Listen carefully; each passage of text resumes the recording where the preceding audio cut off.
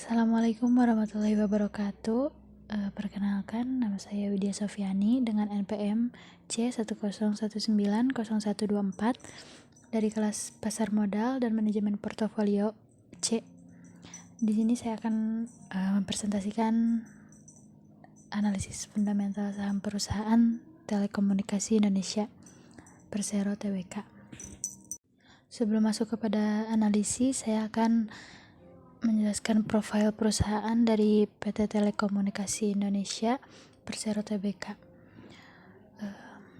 Telekomunikasi Indonesia Persero Tbk biasa dikenal dengan nama Telkom Indonesia Persero Tbk atau TLKM. Pada mulanya merupakan bagian dari Post and Telegraph Dienst yang didirikan pada tahun 1884.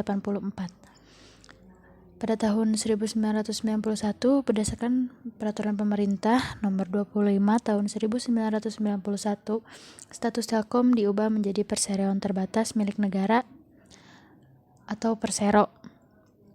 Kantor pusat Telkom berlokasi di Jalan Japati Nomor 1, Kota Bandung, Jawa Barat. Pemegang saham pengendali telekomunikasi Indonesia Persero Tbk adalah Pemerintah Republik Indonesia dengan memiliki satu saham preferen atau saham seri A Dwiwarna dan 52,56% di saham seri B.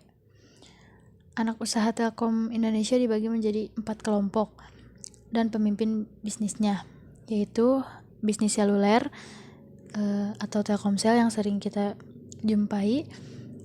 Adapun bisnis internasional atau Telin, lalu ada bisnis multimedianya, ada Telkom Metra, dan bisnis infrastrukturnya.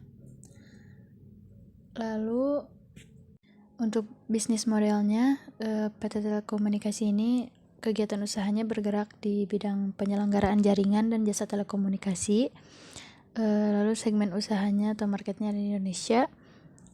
Lalu sumber income-nya ada di fixed voice, fixed broadband, IPTV dan digital.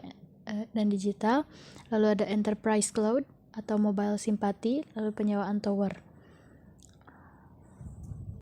Lalu kita lanjut seperti di gambar. Telkom Indonesia ini satu bulan harganya mengalami penurunan sebesar 4.110, di mana penurunan signifikan ada pada awal Desember, lalu ada pada pertengahan Desember, dan kenaikannya pada sekitar pada tanggal 7 Desember. Dan untuk perubahan satu tahun ini 23,8%. Pendapatan Telkom pada satu bulan Desember ini sebesar 142,56 triliun dengan rentang harian sebesar 4.100 hingga 4.170.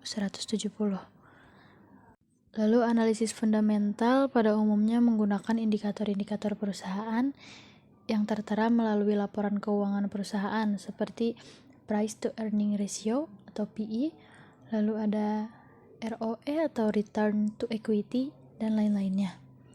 Kita akan bahas pada ROE Telkom ini sebesar 17,7, lalu ada EPS. EPS ini dari EAT dikurangi total share. Untuk EPS sendiri ada di 21,79% untuk satu tahunan. Lalu untuk pertumbuhan EPS 5 tahunnya sebesar 5,89%. Lalu ROE-nya untuk satu tahun ini sebesar 22,28%, sedangkan untuk 5 tahunannya sebesar 21,32%.